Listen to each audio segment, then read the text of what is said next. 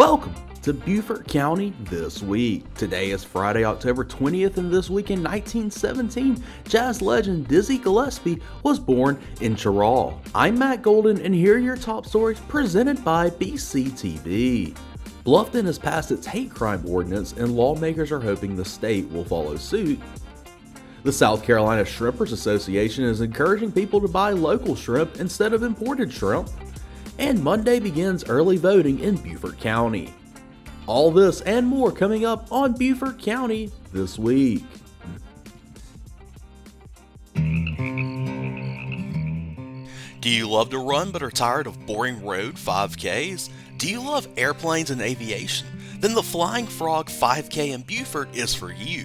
This unique 5K takes place on the runway at beautiful Beaufort Executive Airport.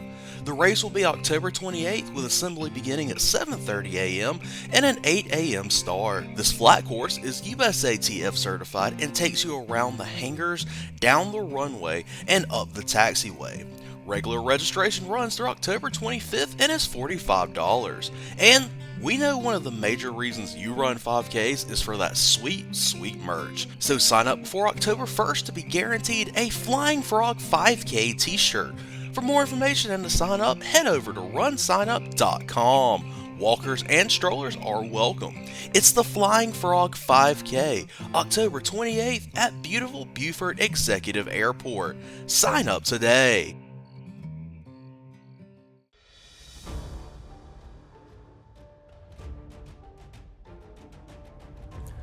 From the Post and Courier, frustrated with a lack of movement at the state level, town officials in Bluffton have joined a trio of municipalities in adopting a hate crime ordinance.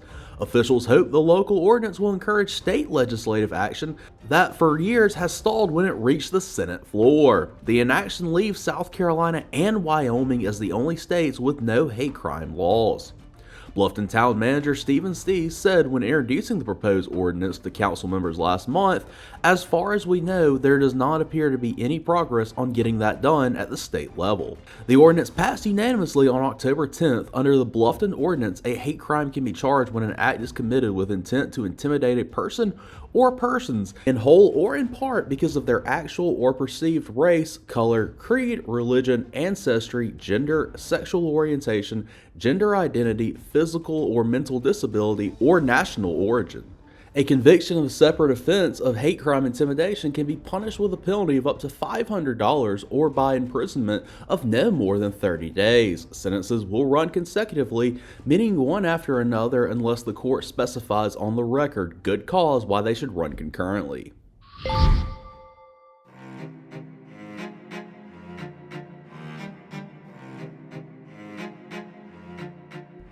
From Live 5 News, the South Carolina Shrimpers Association has announced its new leadership team for the 2023 to 2025 term.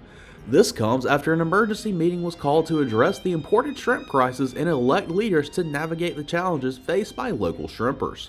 The new elected leadership team will shoulder the responsibility of representing the interests of South Carolina shrimpers at both the state and federal levels. Their primary focus is promoting the sustainability of the shrimping industry in the region, particularly in the face of imported shrimp crisis. This is why community support is crucial in upholding the heritage and future of South Carolina shrimping.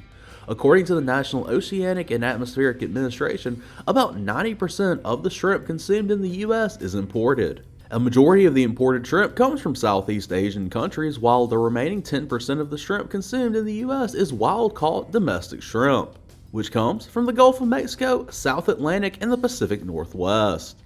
Wild-caught domestic shrimp is considered more sustainable than imported shrimp because it's subject to stricter food safety regulations. However, wild-caught domestic shrimp is also more expensive than imported shrimp. This is because of the supply of wild-caught domestic shrimp is limited and the cost of catching it is higher. Rocky Magwood, a fourth-generation shrimper and president of the SC Shrimpers Association, says their goal is to get more people buying fresh shrimp.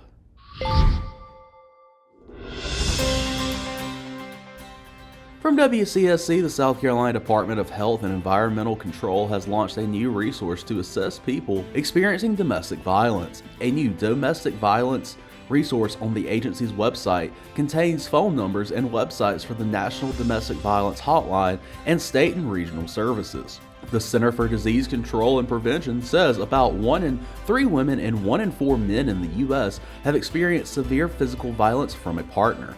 October is Domestic Violence Awareness Month. Since 1987, organizations have used the month to bring heightened attention to domestic violence and dating violence. If you or someone you know needs help, there is a free and confidential hotline that is available 24 hours a day, 7 days a week. Call 1-800-799-SAFE or visit hotline.org. That number again is 1-800-799-SAFE or 1-800-799-7233.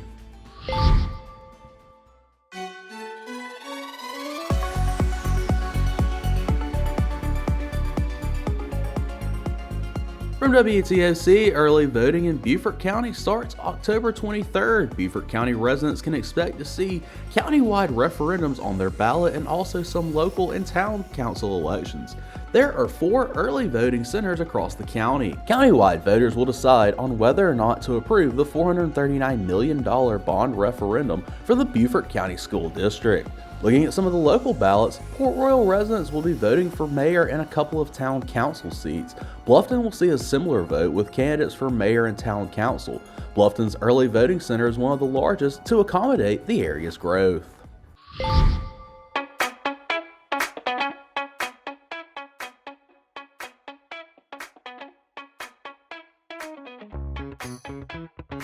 And now, Beaufort County listeners, it's finally Friday, and I've got some events to get you out and about this weekend. Tomorrow from 11 a.m. to 4 p.m., the Coastal Discovery Museum at Honey Horn is hosting the Italian Heritage Festival. Offering something for everyone, the Italian Heritage Festival evolves each year, expanding on cultural experience and offering delectable culinary events.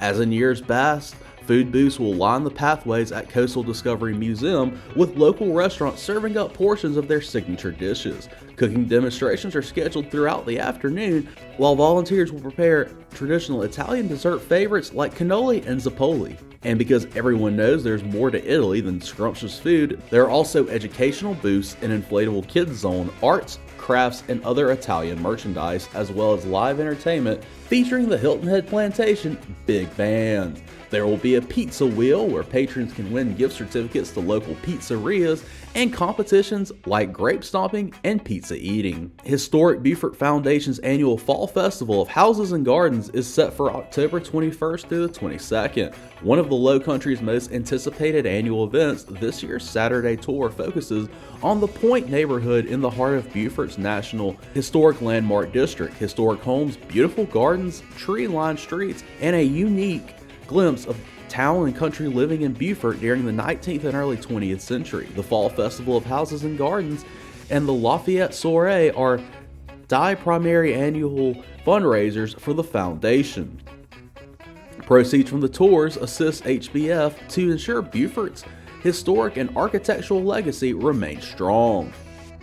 And beginning this weekend at the May River Theater Ulmer Auditorium in Bluffton, they're creepy and they're kooky, mysterious, and spooky. It's The Addams Family, a new musical comedy. Come enjoy the new twist on America's favorite quirky family. The shows begin today and run through the 28th. Head on over to southcarolinalowcountry.com for more information. In high school football this week, North Charleston comes to Beaufort, while Branch plays at Branchville. Hilton Head travels to James Island, May River hits the road to face Bluffton, Beaufort Academy heads to Colleton Prep, Hilton Head Christian visits John Paul II, and Hilton Head Prep travels to Trinity Collegiate. And it's a special weekend at the Highway 21 Drive-In. Saturday from 4 to 7 is Trunk or Treat. Bring the little ones out to see festive decorated cars and get some candy. But don't worry, movie fans, there will still be the usual double features this weekend. Friday and Saturday, Screen 1 will show a double feature of Taylor Swift, The Eras Tour, rated PG-13. Screen 2 will have some throwback family Halloween fun, featuring the 1993 classic Hocus Pocus at 7:30 and Disney's The Nightmare Before Christmas at 9:15, both films rated PG. And for the horror fans, Screen 3 has The Exorcist Believer at 7:30 and The Nun 2 at 9:25. Both those films are rated R. Head on over to hwy21drivein.com for more information and to purchase tickets. Hopefully some of these events have piqued your interest, and maybe I'll see you out and about this weekend. Have a fun and safe weekend, Beaufort County. Filling in for Chloe G, I'm Matt Golden.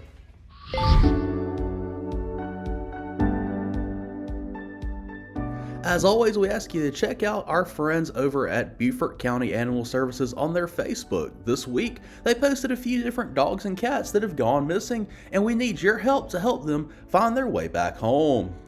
You can also check out the Beaufort County Animal Services Facebook page to find adoptable pets that are looking for a new forever home.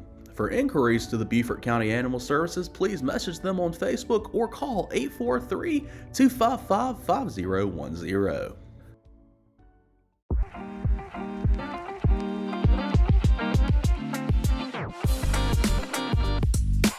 Thanks for listening to Beaufort County This Week. To learn more about BCTV, please head over to BeaufortCounty.tv.